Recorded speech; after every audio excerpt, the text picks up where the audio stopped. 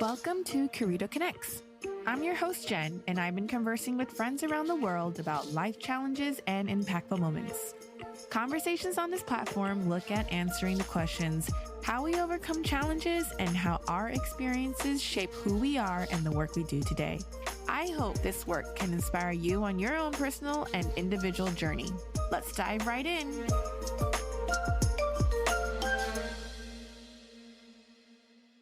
Hello, my guest today is a journalist, editor, chair of the world's 50 best, and of course, food influencer, Jamila Robinson. Hi, Jamila. Happy New Year and welcome to Curito Connects. Happy New Year to you. I'm so happy to be here. Thank you so much for having me on. It's great to hear your voice. I am so excited that you agreed to come on today as well. I like to also tell people how I usually meet my guests. So we got to meet in June? Was it July? Oh, July 4th. It was July 4th. July 4th, 2022. July 4th, 2022 in Copenhagen, thanks to our mutual friend Tate. Hi, Tate. And we got to experience Renee's cooking at Noma and visit MAD and talked about food and art and being a middle child and all this fun stuff within a span of 3 days or something like that. So I'm really excited to have you on to converse with me today on how food is an art form we all participate in and how food has shaped your journalism career over the years. So I don't want to give away too much because I feel like we already spent an hour before me pressing record here.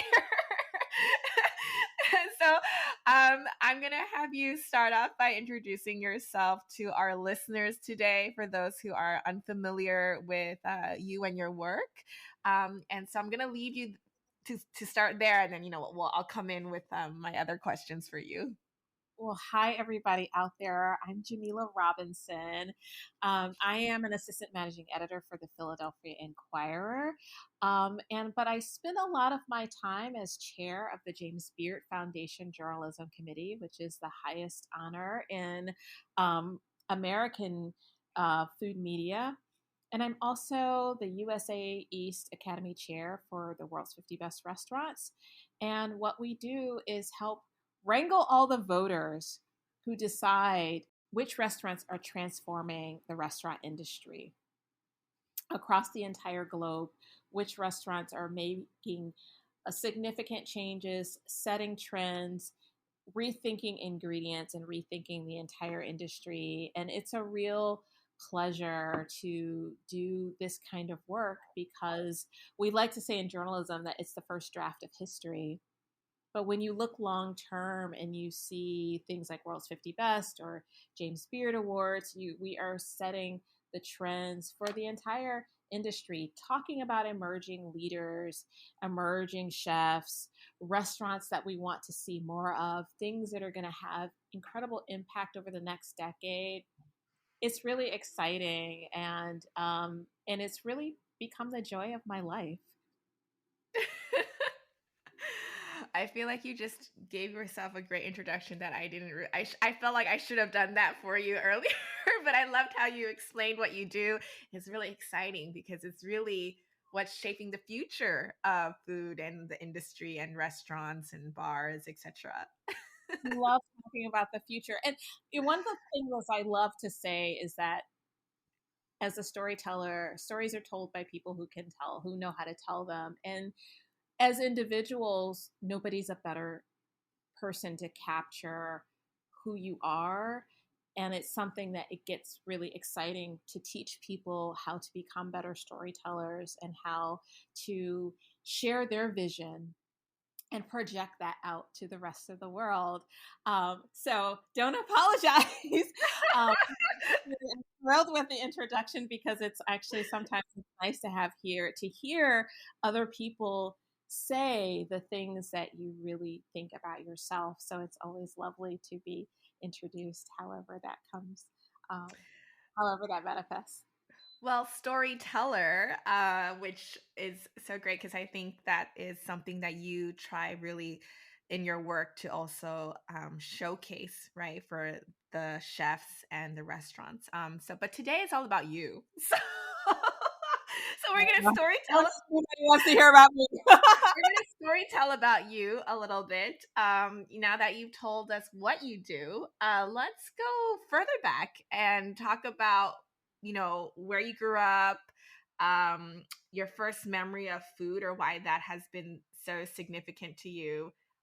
Were you always on this path, with journalism, with food, or was this a complete 180 that people you grew up with had no idea this is what you were going to do? You know, like, I'm still not sure if my mother knows what I do for a living. um, journalism is the only thing I've ever wanted to do. I wanted to be, um, actually, I wanted to be a classical music critic. And I grew up playing music. My family, a lot of people in my family are musicians, very successful.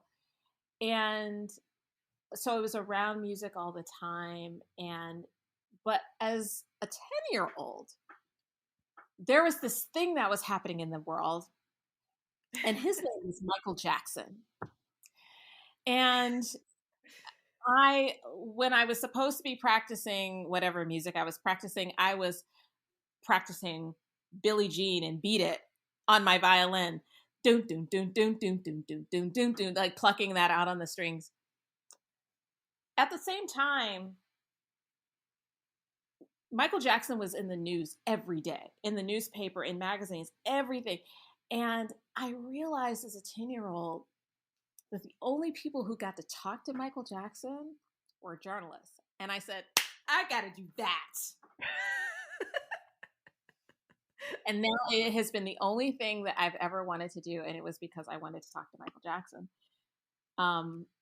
As I got older, I really wanted to write about music. I wanted to write about why people play. I wanted to ask musicians questions. I wanted to talk to the people who sit in pit orchestras. I wanted to explain that there's almost anything that is happening in your life can be explained through opera.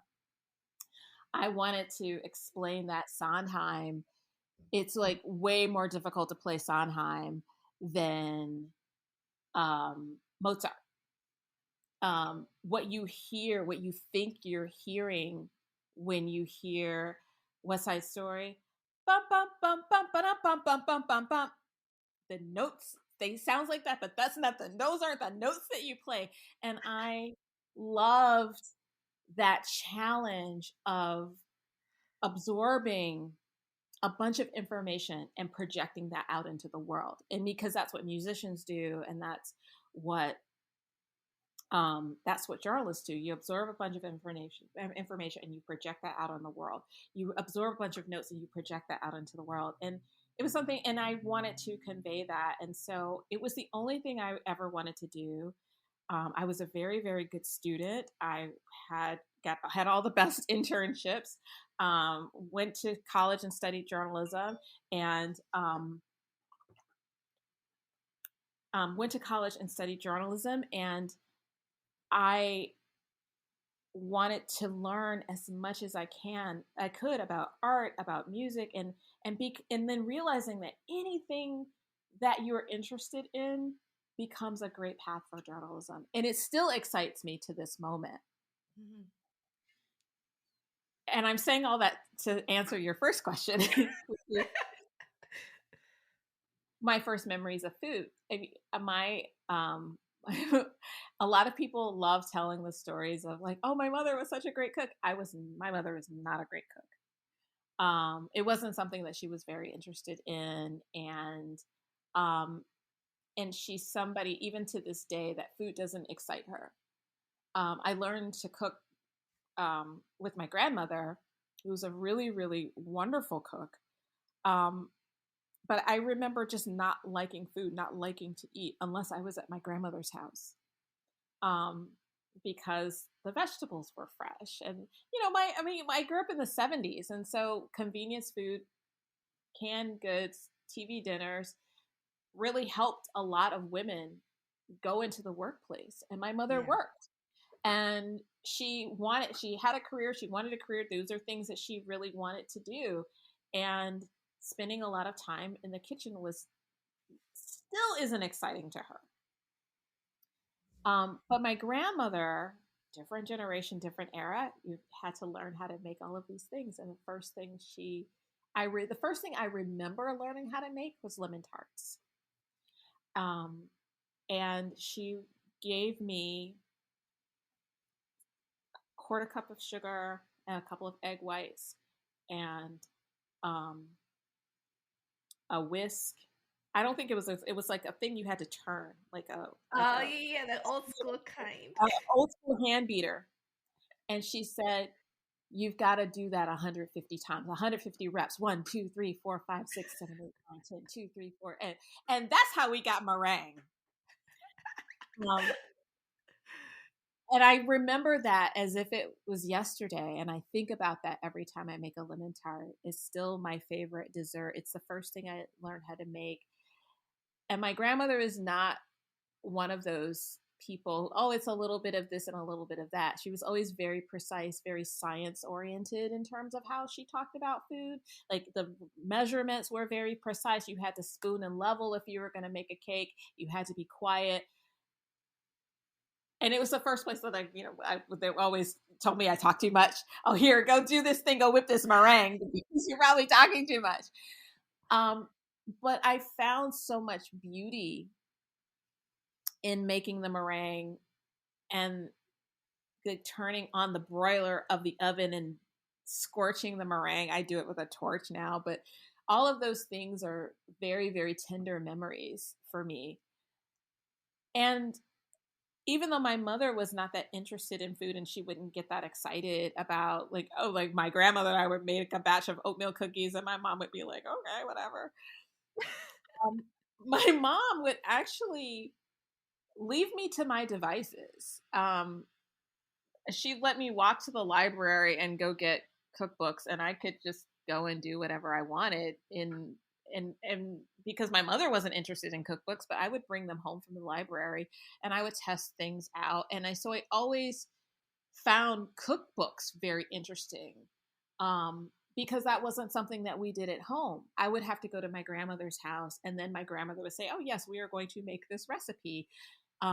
Sometimes it would be very complicated and we'd have to go to the farmer's market and get ingredients. And that tenderness, I still find really beautiful when, I look at recipes because it makes me think of being in the kitchen with my grandmother, or if we had to make a recipe more precise, or if she put comments in a book to say, oh, you need to temper the eggs, or you need to, um, a quarter teaspoon of baking soda leveled off might be a little better. And that process of learning always excited me. So when I became, um, like maybe in my second or third year of my career, and I was given um, the food section to work on, I really got to know the beauty of food writing because everything in it was relatable. I don't care if it was the snap of peas, or I remember having to write a headline for a lemon, a story in the winter about citrus and how that wakes you up.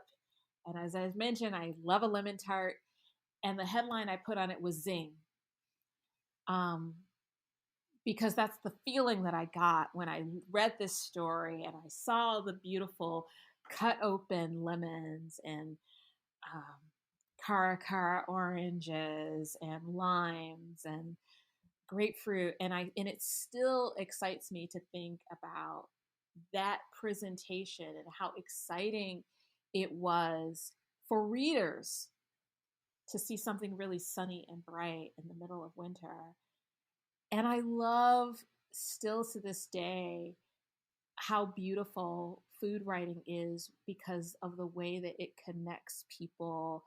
I love asking people how their family cook rice because you learn everything you need to know about them, about their culture, their background, their social or economic status. When I tell people that, oh, they're like, oh, my mother made like this beautiful jollof, and I'm like, we had rice aroni. Um, it cements you and orients you in a way that is always relatable to other people, and then you can share. Now I make a Middle Eastern tadig because I grew up in Michigan around a lot of Middle Eastern people, and those are the flavors that I find most familiar: fattoush and tadig and shawarma. And gosh, I should speak Arabic, but I don't, but I sure do know how to ask for all the food words. um so growing up in Michigan around all of these flavors in an international city where every weekend we go to the farmer's market and we would have Greek food.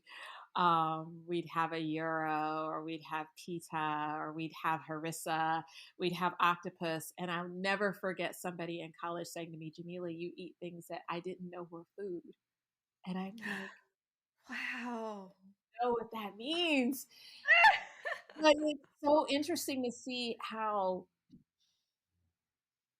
in the like I look back on those conversations and I think about, oh, there was all of this exposure to all of these different kinds of foods and experiences that really have shaped my understanding of different kinds of cuisines and how they move through the universe. It's very fascinating, and I feel like I've circled around and haven't really answered your question.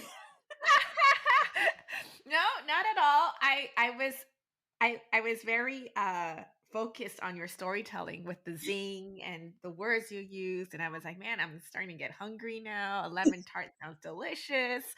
Um, and don't worry, this is where I come in, right? I am going to then ask you, uh, how come you didn't end up becoming a music critic?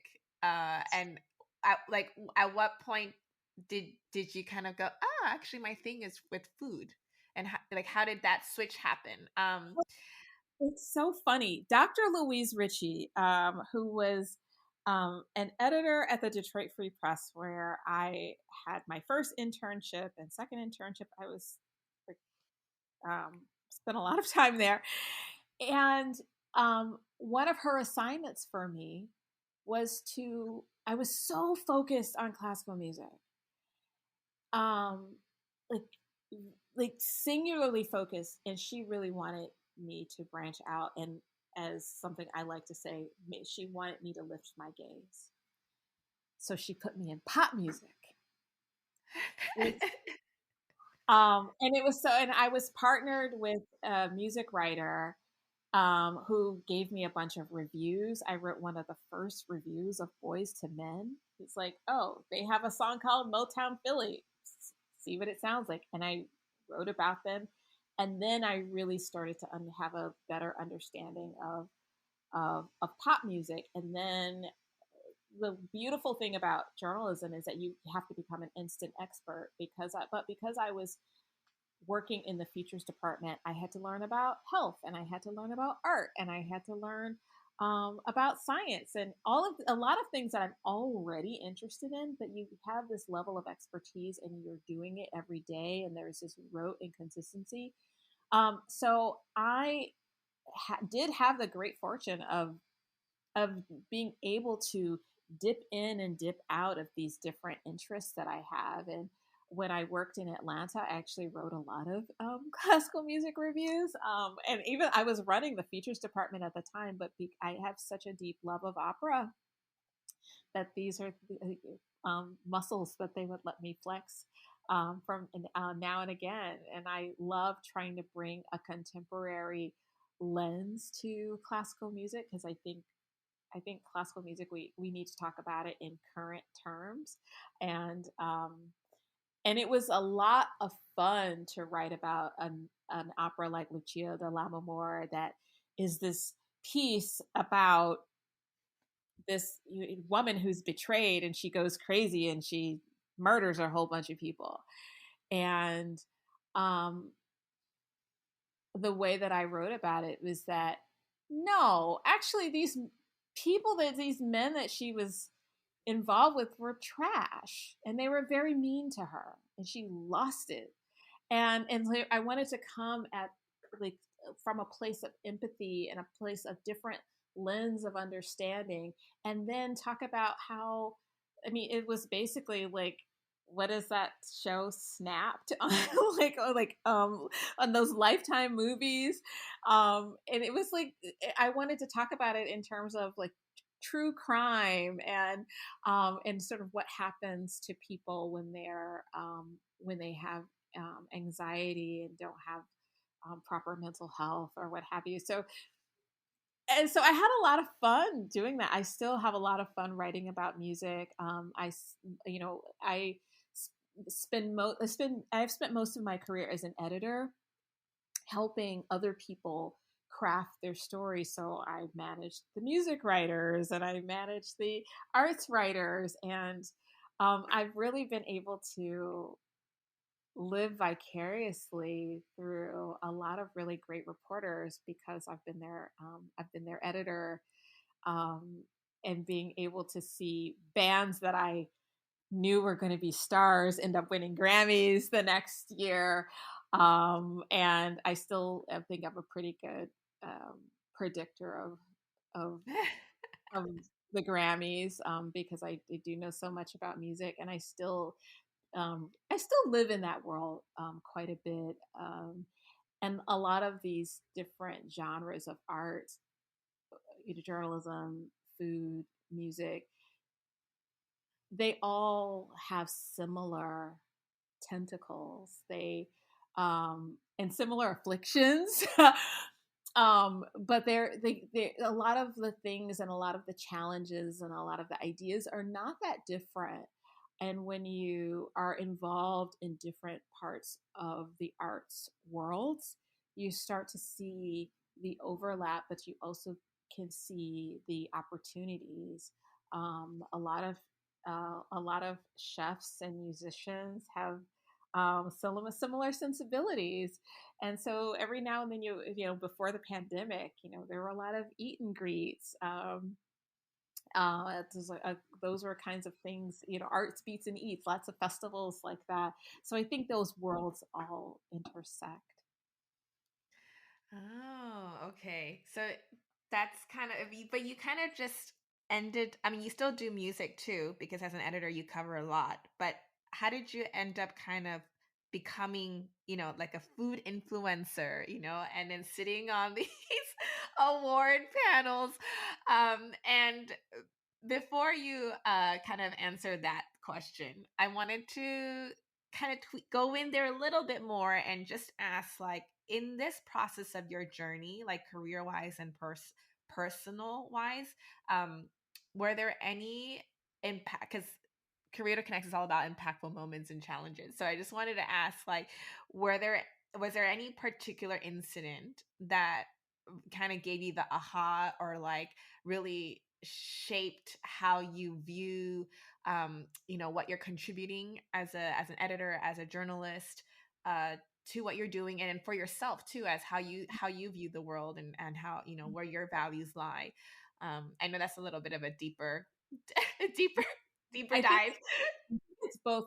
So the answer to that, I think, is to both questions. There's one answer. In 2006, when I was working for the St. Louis Post-Dispatch on the food section, our section was nominated for a James Beard Award for the best section in the U.S. And so we were a finalist, and at the time, I didn't know what the James Beard Awards were. Like, oh, there was this thing that you have to go to New York. I go to New York um, for the awards. My section did not win. Um, but I was looking around the room and I was so confused because these were the best food journalists, the best of food media, the best of food TV, best of the best of books, all in the same room. And I was so confused because there was me, Tony Tipton Martin, was the editor of America's of Cook's Country, America's Test Kitchen, and maybe three other Black people. And I was so confused. I said, "This is the best of the food world. Why are there only 4 or 5 Black people? Probably one or two Asian Americans." I was so confused.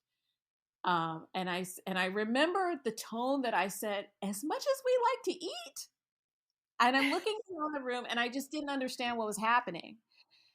And I had so many questions. How are the awards chosen? Who's on the panel? Why are there no people of color here? It's in New York. I'm confused. And I had so many questions for the committee chair, not about whether or not I won, because I didn't care about that as much, but I was disturbed that I was one of the few Black people in the room, and these were supposed to be the best Black journalists. These are supposed to be the best journalists in the country, and there was no representation. And so the committee lead said to me, "Well, maybe you should think about being a judge." And so the next year, they invited me to be on a judge, and I was I was judging one of the contests, and all the stories were the same. They all had a similar tone. They all had like similar writing, and they were all similarly boring. And I didn't understand what I was supposed to be judging. All of these things are the same. Like, I'm not excited about any of these stories. So then I was asking, well, what is the criteria that I'm really supposed to be judging this against that? And I was noticing that the winners were stories that I found somewhat offensive, stereotypical, boring. And I wanted to know how these decisions were made, because after watching certain winners win James Beard Awards for certain kinds of stories, all the news organizations started doing the same thing. Oh my! And like, for example, it would be, "Oh, this guy just got out of prison where he learned to cook, and now he's opening a restaurant, and somebody's helping him cook on the line. And oh, aren't we supposed to be excited?" And that year, there were 50 of those stories. Or the following year, there were 50 similar kinds of stories.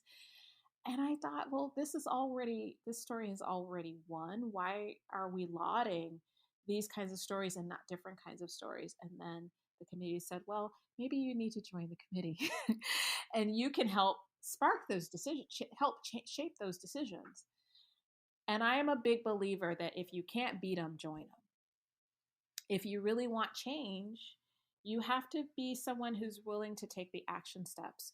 So I was invited to join the committee in 2014 or 15. And I had so many more questions about, why do we call this award that thing? If we want to have awards that are going to shape the future awards, then maybe we can't always laud the people who win all the time. So the biggest news organizations, New York Times, LA Times, and the Atlantic, they were winning the best publication of the year, publication every single year, to the degree where it kind of felt as if we were putting smaller publications that might have been doing more dynamic work, more interesting work, and we were putting them up against the New York Times that has all the resources in the world, and and and not being happy about our decisions. So if you can't change the people, you change the people. Well, if you can't change the awards, you change the awards. And we decided to make a huge change to the awards and saying, we are no longer going to have a publication of the year. We are going to have an award that is an emerging voice, because those are things we want to see more of. We want someone who's a great writer, who's a very, very good writer, but is changing the industry in some way, so that we can see more of them, and so we can spark more people to write that way. And that was the thing that has been the most significant part of my journey, is to ask questions in a way that's on the precipice of change. What's the point of asking the question if you're not going to change it? if if you don't feel like this is the way that an organization should be working, then how can we actually put the pieces in place to make that change happen? And it's been so gratifying to be among a small group of people who wants to not only help facilitate the highest honor in food media, but also to be the people who are saying, we want the change to happen and we want to give you the tools so that you can make changes in your own organizations, so that your writing changes, your editing changes, the entire system changes. And sometimes that doesn't happen overnight. Sometimes people want a big, gigantic shift and a switch to happen, but I like to use that first trip to James Beard in 2006, of being one of the only Black people there, to 2017 when there were so many Black people there. The DJ turned it on Frankie Beverly and Mays, Before I Let Go, and we could do the electric slide. And I didn't have to go and like round up a bunch of people saying, okay, I'm going to get the DJ. We're going to do the electric slide. We just did the electric slide when the music came on. That was in 2017. In 2022, we had salsa, electric slide and salsa. There was this huge shift in the not only the number of people of color, but people of all kinds of backgrounds. And it was so exciting, not only because they were there, but we were all in community with each other around food. Mm. That was a process. And it's so beautiful to think about just how something as simple as saying, well, why are there no Black people here? and and seeing how that can impact the industry, and how you have to look inward so that you can look outward, and then you can see the space for change. And it's been so exciting and so gratifying. And all of that work, some of it has been very hard, and it's been a lot of volunteer hours. Um, but it's so exciting to see the change happen. And it's something that I find inspiring. So when I look at the work that I'm doing with World's 50 Best, um, is to help, again, to continue to shape the future and to give people the tools for deeper transformation. It's very exciting. I'm getting goosebumps just listening to this storyline. Goosebumps are good. Goosebumps are It's good. like positive goosebumps. Like I'm sitting here like clapping my hands, going like, oh my god, I'm so proud of you, you know. But it's like, you were saying from 2006 to 2017, that's like a decade, and then but it shows you, and I wrote, I took some notes while you were talking. I love how you were talking about, if you can't beat them, just join them. And you did mention that, it does require a lot of voluntary time, right? Because it's not like you going like, wait, I have all these questions and I'm very curious, like, why is it from A to Z? You list all these things, and I'm sure they were kind of looking at you going like, oh, okay, she makes some good points, but and then it's not like they're gonna. Yeah, and it's not like they're gonna be like, okay, well, we'll pay you hourly for you to come in here and rally up and make these changes and tell us what you think needs to be implemented, right? And I mean, it took time. It took groups of people who were on board with the idea, right? Who supported it, and then like, so it's almost like finding your tribe and like finding the community of people, right? Like, it's really much so. Absolutely. My skating coach, I had a really great skating coach who said, It's a Oh, can process. we talk about the skating coach thing? You didn't talk about skating earlier. I didn't know if we wanted to talk about this, but I'm sure all of the, all your friends and people who know about your former skating career. It's so funny. So so skating career. It's so funny because it's been long enough that now I can say that. But I could I'm from Michigan, so if you don't skate, you have no friends. That's what you do after school. So, Does Tate skate? oh, I'm sure he does. I'm sure he does. Hey, you've got some hockey skates. I'm pretty sure.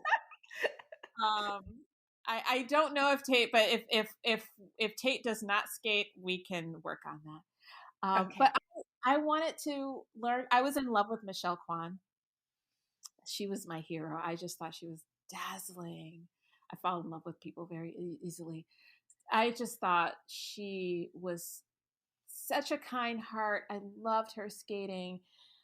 I just the way she just floated around the rink and the way like when before she went into a jump with such confidence and moxie, like I want to do that. And I signed up for skating lessons. For my 25th birthday. That's what I gave myself for my 25th birthday. And my goal was to Oh. skate backward. I wanted to do proper backward crossovers. I wanted to just not do like those swizzle things. We're both doing that motion, but sort of that backward wavy thing that people Like do. And the oh, backward V. Is that the like a backward backward V? makes it Yeah. like a little bit of a circle. Did not want to do that. I wanted to do those beautiful backward crossovers. So if I went to public skate, it would look like I could do something. And that was my goal. What they don't tell you is that once you can go backward, that first they don't tell you that going backward is easier than going forward. Once you learn to go backward and you realize how easy it is, then you can turn. And then if you can turn, you can jump. Like so the first thing you learn is a turn. You learn the turn to go backward, and then you go backward. Now you're getting around the rink and you're pulling all this momentum. If you can turn, you can spin. And if you can spin, you can jump. And you know, tens of thousands of dollars later, I was hooked. I was hooked so quickly because I learned to skate backward in maybe 4 or 6 weeks, and I just kept at it. And And you because and you started competing? yes, because once you learn the turns and the spins, you learn the jumps. And I'm actually a good jumper. I learn the jumps very quickly, and they like first so you learn the sow cow, then you learn the lutz and the loop and the flip and the lutz, and then you learn the axle, and you're like okay. And then they were like, okay, let's see if you can put 2 rotations in it. And so I started competing on the adult circuit. I And loved then it. what did your coach say? Sorry, because I kind of detoured here. I wanted you to talk about skating, and then you said my skating coach. So let's talk about what your skating My coach said. coach said, it's a process, not an event. And I just walked you through the process. The process is you learn to turn so that you can go backward. You learn to go backward so that you can step into a spin. Once you learn the spin, you get that spin off the ice and you land it. But everything has a landing position, whether it is a spin, a stroking, whatever it is, you have to land the jump and you have to stay centered. And these are such great philosophies of life. But she says, but everything you do is a process, not an event. You land a big jump and it's like looks all beautiful and you have to smile and it looks that's a process. Getting to the point where you're smiling after you land that thing is a process. And I think it's such a great lesson to remember that hard work, significant change, radical change, incremental change is all a process, and it doesn't hit with a light switch. There's a whole process. Even when you hit the light switch, there's a whole process that it's going through before the light actually comes on. And we forget that piece of it because we want that instant gratification. But I think that if we go through the steps and go through the process and we ask all the questions of, well, why is this like this? Why do you do it this way? And being able to push back and say, well, that doesn't make sense, or that doesn't make sense anymore. Well, Mm. that worked great when you, like, my grandmother tells me that my sweet potato pies, they don't they don't stand up the way that, well, I'm actually not gonna like whip sweet potatoes by hand and run them through a fine sieve. I'm not doing that. I don't have time. It takes her all day. My grandmother's almost 93. She's still out here making pies. I put that soldier in the food processor and I do it in a couple of minutes, and I pour the stuff in the in a blind bake shell, and it's, but she wants me to go through a longer process. I'm looking for efficiencies for that process. I'm looking for change that's going to make my life better. That's, I think, what we're trying to do when we are looking for significant change, whether that's in the food world or what have you. Mm. Oh, I love that. I loved how you kept saying about process, because I wanted to ask you, through all this, and you've illustrated so much. It's like your life has been so colorful. I love like everything you've covered. It's like from, from music to skating to food to writing to, and all the stuff that it's like it's so colorful. I just like your wardrobe. If and for those who don't know, should follow her on Instagram. She has the best wardrobe. But I that's a side note, but I just So thought funny. I'd throw it in there. We've actually only met once in person, right? But we But I together, so it that's was true. yeah, That's true. We actually didn't get to go shopping together. We would have totally like ripped the city apart. no, but we did not shop together, but I think we bought the same dress. I think we That's went right. to designers boutique, and yeah, we did that. Yeah. So that's another topic, but I wanted to talk about process. So for you, when you look back, um, what has kept you grounded in going through all these different processes, right? Like Mhm. whether it was your own personal stuff in your life, to your career, to these different transitional periods that you've gone through, right? So like I don't know, maybe I mean we didn't talk about this, but at some point you could have become a professional violinist, maybe, or continued with the skating. You could have maybe spinned off and decided to be an author, like just write books, right, instead of doing journalism. And so in all this as a process, what keeps you grounded in terms of just being like, I'm going to stick through it because this is the end goal I'd like to see happen, or uh you know Uh, I'm I have a hard time letting go. oh, yeah. Oh, non-attachment doesn't exist in your vocabulary. I get very attached. Partly it's curiosity. When you're a journalist, you're constantly feeding your curiosity, and curiosity is something that really keeps me grounded. Um, I'm very self-aware. I'm aware of like that there are just things that I don't know, but I make an effort to try to learn as much as I can about different things, and that keeps me grounded. When I know that there's something I don't know, I'm very um I'm very aware of that. Um I'm also very aware of my my my it's hard for me to let go because I there are things that I want to see in the world. There's change that I want to see in the world. There's stories that I want to see unfold. And what keeps me grounded is that I work with other people. As an editor, you are a collaborator all the time. You're collaborating on projects, on ideas, and seeing those come to fruition is so satisfying. It really does keep me grounded, and it keeps me from being proprietary. Oh, this is my thing. No, it's really of the collective.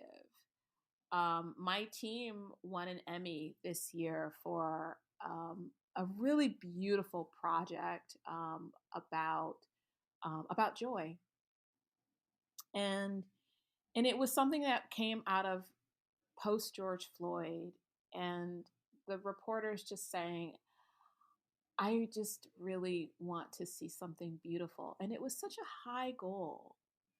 What does that even mean? I want to write something beautiful. And it comes from an African American lens, but it was really just a project about joy, and it's called Wildest Dreams. And we just wanted to see like happy Black people after George Floyd. And we wrote this series of essays and something we call an anthology, because there was a lot of manifestations of artwork and different kinds of story forms in it, that included video, multimedia, and whatnot. But it won an Emmy. And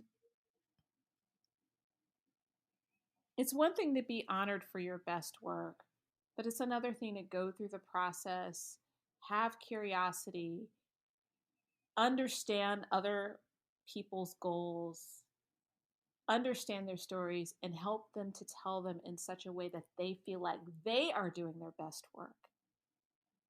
That's always been more important to me than my own um Like achievements or like your yeah, or work, putting your name out my there. name on awards. It's like it doesn't make me feel all that comfortable. Even I'm very critical of my own writing. People like it, but I'm shrugging my shoulders. I don't always love it, and I know that it's good if I like it. It's like when I cook something, and if I like it, I know that it's good, and that's all that matters to me. I'm like, oh, I like it. This must be good because I like it. I feel good about it, and having a good sense of self awareness. Uh, um, I tell people all the time, like, I don't think imposter syndrome is a thing for me. That's like, I've never felt that way. I've always been very secure and knowing, and I know who I am. And what keeps me grounded is being able to work with people who bring me closer to myself. They help my work become a greater manifestation of what I want to see in the world. And when it lands, it's really beautiful and exciting, and I'm getting goosebumps just thinking about it. It's like landing a beautiful jump. Um, you just you know when the plane has landed, and you're excited that because you're going to go off and do something else. And I'm what also keeps me grounded is that I figure skate, and if you miss the jump, you fall down, you get up. You get up and you keep going. Um, you still have to finish the program. You still have to stay centered. Um, you still have to curtsy to the judges. Even if you miss all your jumps. But there is a process even to missing all of your jumps. And it and that is how I move through the world. I don't take myself too seriously. I apologize if I do something wrong. Um, I try to be kind. I try to be aware. I try to be open. Um, I'm I'm talking a lot, but I'm quite introverted. I'm just not shy.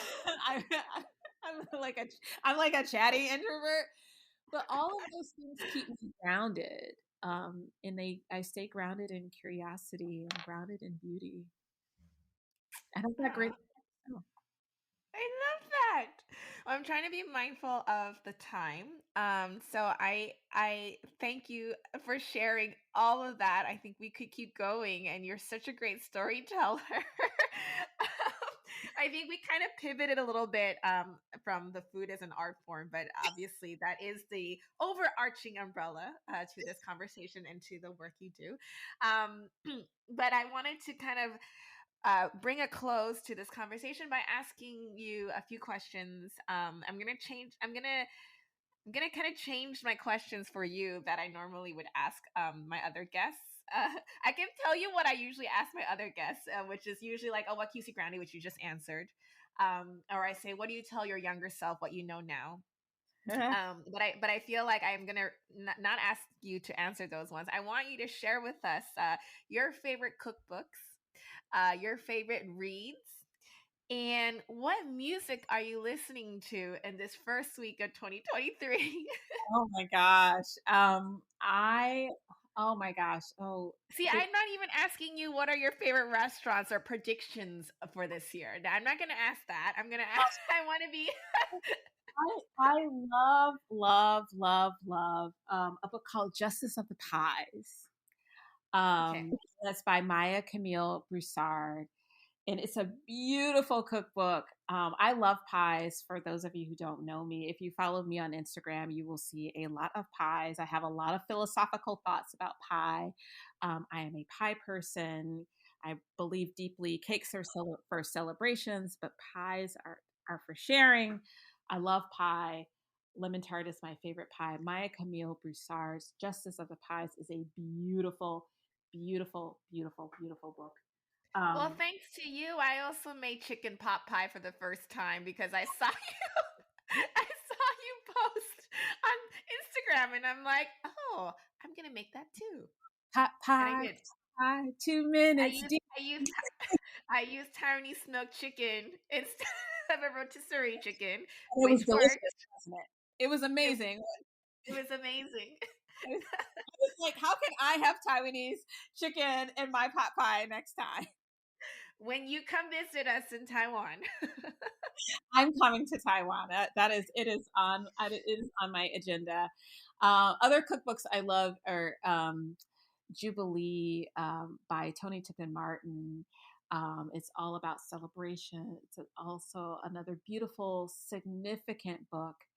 And I'm looking at my cookbooks behind me because I wanted to throw a wild card at you, but I think it's upstairs. And But that's okay because you can tell me later and I'll put it in the episode resources below yeah, so people can how find about we it. do that? Yes, absolutely. Right. Okay.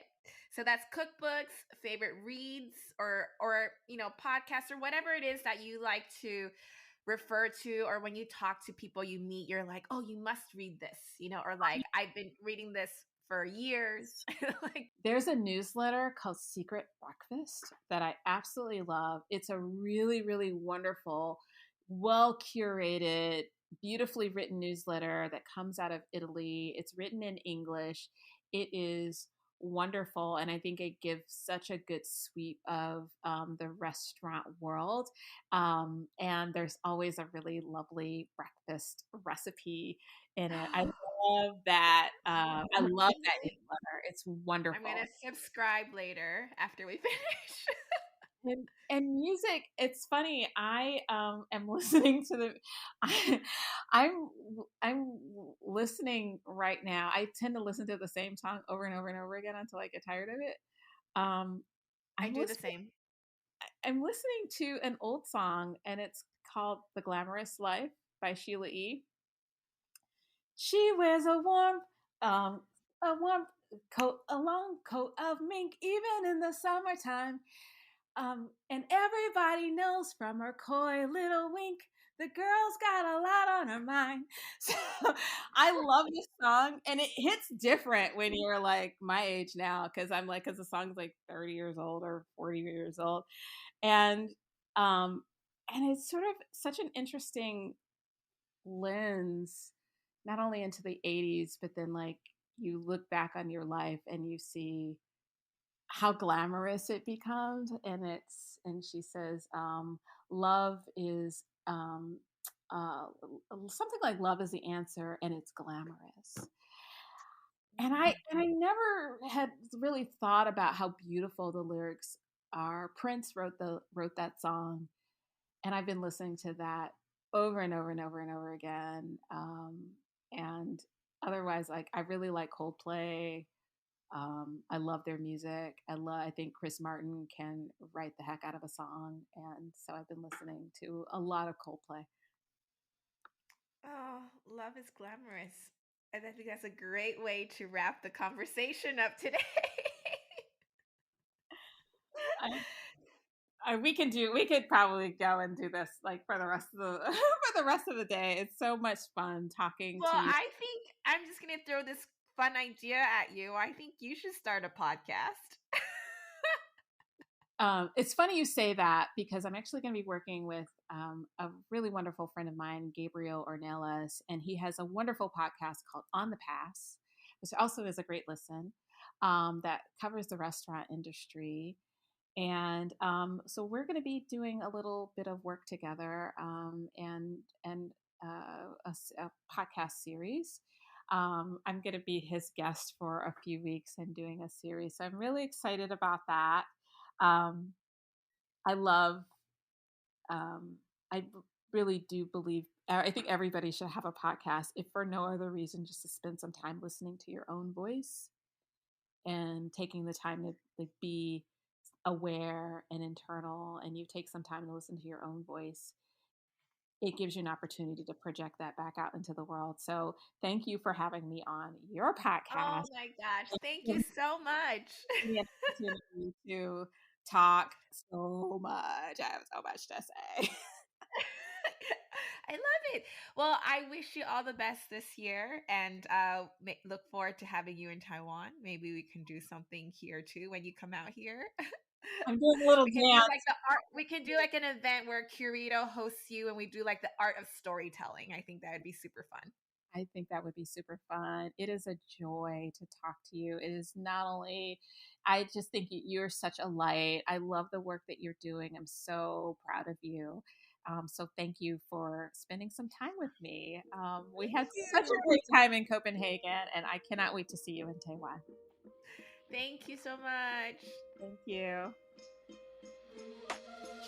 That's all we have time for today. Thank you for listening to Curito Connects. For more Connects content, collaborations, and discoveries set to inspire you on your own individual journey, please head to our website at www.curito.co. Until next time, stay inspired and thank you for joining us at Curito Connects.